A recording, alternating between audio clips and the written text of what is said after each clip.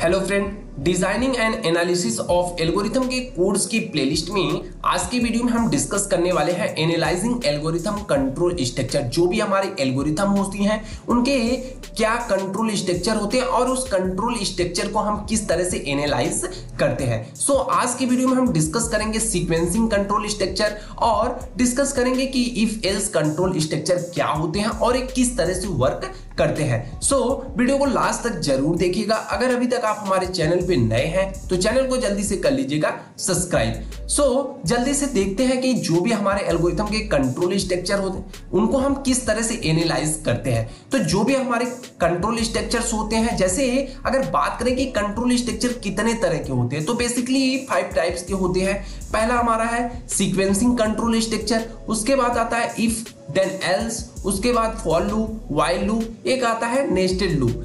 ठीक है, तो 5 तरह की बेसिकली प्रॉब्लम्स होती हैं। आज की वीडियो में हम सीक्वेंसिंग और इफ देन एल्स के बारे में डिस्कस करेंगे। तो यहाँ पे अगर हम देखें कि the following of the relationship between the order of growth rate, जो ऑर्डर ऑफ ग्रोथ रेट है, कभी कभी इसका नाम फंक्शन ऑफ ग्रोथ रेट के से भी आ जाता है। ये अक्सर एग्जाम में 2 नंबर के क्वेश्चन में पूछा जाता है कि किसी भी फंक्शन का ग्रोथ रेट क्या है, ग्रोथ रेट क्या है, उसको डिस्कस करो किसी भी एल्गोरिथम का। तो ग्रोथ रेट क्या होता है कि मतलब हमारी जो भी एल्गोरिथम होती है, एल्गोरिथम के 3 केस होते हैं। एक हमारा बेस्ट केस होता है, एवरेज केस होता है और वेस्ट केस होता है। इन 3 केसों से होकर हमारी एल्गोरिथम गुजरती है।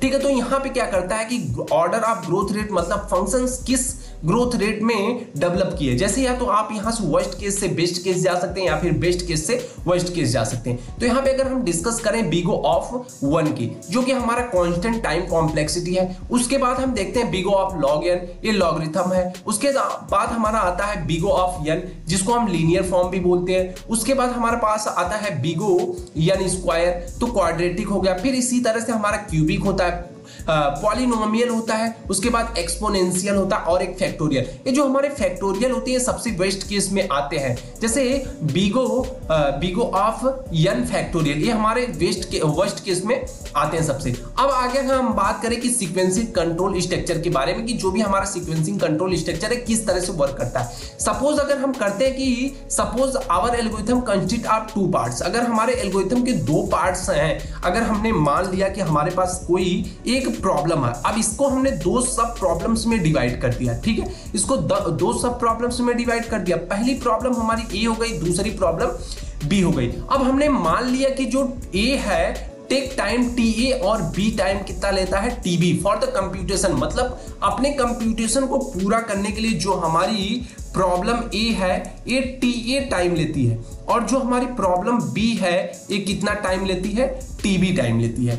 अब अगर हम बात करें कि द टोटल कंप्यूटेशन, अगर टोटल हम कंप्यूटेशंस की बात करें तो यहाँ पे क्या हो जाएगा, TA प्लस TB हो जाएगा। एक सीक्वेंसिंग ऑर्डर की बात कर रहे हैं, लेकिन अगर हम मैक्सिमम रूल के हिसाब से देखें तो computation time is the maximum TA and TB। या तो हम TA को ले या तो TB को, जो भी मैक्सिमम कंप्यूटेशन टाइम होगा उसको हम लेंगे।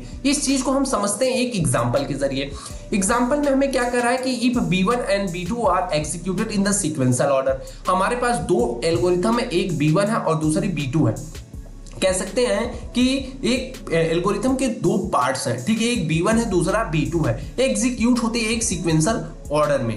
Then the complexity of the entire program will be, ठीक है, इनकी जो भी कॉम्प्लेक्सिटी उनको हमें फाइंड आउट करना है। तो Tn क्या है हमारा, T प्लस T2, 2 प्रॉब्लम्स में सब डिवाइडेड है। उसके बाद मैक्सिमम हमें टाइम कॉम्प्लेक्सिटी फाइंड आउट करनी है। तो यहाँ पे हम क्या करते हैं कि जैसे अगर हमारे पास क्या था B1 B2, अब हम प्रॉब्लम B1 से B2 जा सकते हैं।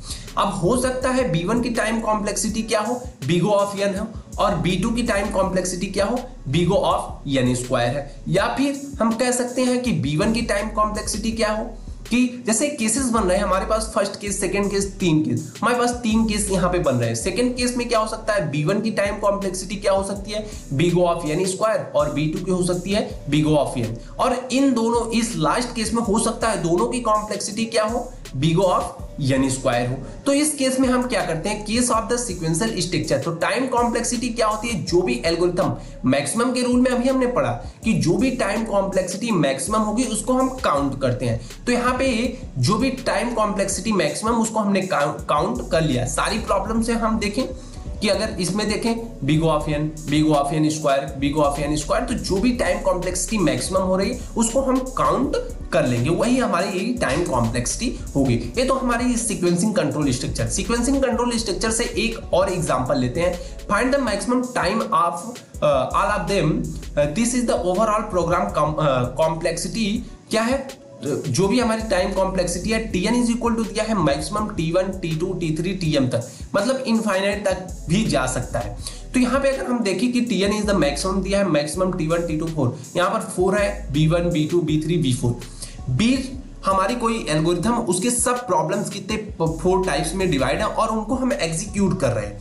अब एग्जीक्यूट करने के लिए हमने मान लिया B1 की टाइम कॉम्प्लेक्सिटी क्या है, बिगो ऑफ n क्यूब है, उसके बाद B2 की बिगो ऑफ n है, उसके बाद हम डिस्कस कर लें B3 की, तो यहाँ पे क्या है कि बिगो ऑफ n के पावर 4 है और यहाँ पे क्या है बिगो ऑफ n स्क्वायर है। तो सारी एल्गोरिथम जितनी भी टाइम कॉम्प्लेक्सिटी सबको लिखते हैं। अब इसमें से जो भी मैक्सिमम टाइम कॉम्प्लेक्सिटी होगी वही हमारी इस एल्गो की क्या होगी, टाइम कॉम्प्लेक्सिटी होगी। तो मैक्सिमम टाइम कॉम्प्लेक्सिटी क्या है हमारे पास B3 की, जो है कि बिगो ऑफ n के पावर 4। तो यहाँ पे हमारी जो भी Tn की वैल्यू आएगी, टाइम कॉम्प्लेक्सिटी हमारी आएगी big O of n square, n के पावर 4 आएगी। अब अगर हम बात करें इफ एल्स कंट्रोल स्ट्रक्चर के बारे में कि इफ एल्स कंट्रोल स्ट्रक्चर में क्या कैसे काम होता है, तो इसमें अगर हम बात करें कि the execute of B1 is B2 is the now conditional of the number of factors. तो इसमें दो कंडीशंस होती हैं। सबसे पहले जब भी हमारा प्रोग्राम स्टार्ट होता है, प्रोग्राम हमारा यहाँ से स्टार्ट होगा, ठीक है। इसमें दो कंडीशंस बनती, हमने एक पैरामीटर दिया है, इस पैरामीटर को अगर हमारी कंडीशन, जो भी हमारी कंडीशंस है, ये सेटिस्फाई होती है, अगर ट्रू होता है तो हम B1 में जाएंगे, अगर फॉल्स होगा तो B2। मतलब एट ए टाइम एक ही कंडीशन रन होगी, न कि दोनों रन होगी, या तो B1 रन होगी या तो B2 रन होगी। अब इस कंडीशन में हम देख लेते हैं, अगर B1 रन होती है तो इसकी टाइम कॉम्प्लेक्सिटी बिगो n आती है और इसकी टाइम कॉम्प्लेक्सिटी क्या है, बिगो ऑफ n स्क्वायर आती है। ये क्या है हमारा कि इफ एल्स स्ट्रक्चर है, if else block time complexity, यहाँ पे टाइम कॉम्प्लेक्सिटी के साथ हम डिनोट किए हैं। यहाँ पे हमारा क्या है कि सिर्फ स्ट्रक्चर इसका किस तरह से वर्क करती है। फिर वही चीज आई, अगर हमारी एल्गोरिथम मान लो ट्रू होती है, एक तो ऐसी कंडीशन आएगी जब कंडीशन हमारी फॉल्स होगी, क्योंकि अगर हमारा कोई भी लूप चल रहा है इफ एल्स, तो हमने कोई तो कंडीशन दिया होगा, जैसे कि हमारा अगर लूप रुकने की बात है, ठीक है, कंडीशंस अगर कब रुकेगी, तो जब कंडीशंस फॉल्स होगी। तो अगर हमने मान लिया Tn क्या है, मैक्सिमम T1 और T2 है, तो यहाँ पे क्या आ गया, मैक्सिमम टाइम कॉम्प्लेक्सिटी क्या है कि बिगो ऑफ n हो गया, बिगो ऑफ n स्क्वायर। तो दोनों में जो मैक्सिमम टाइम कॉम्प्लेक्सिटी होगी वही हमारी एल्गोरिथम की टाइम कॉम्प्लेक्सिटी होगी। तो सिंपल, जो भी जितनी भी एल्गोरिथम, अगर हम मान लो किसी भी एल्गोरिथम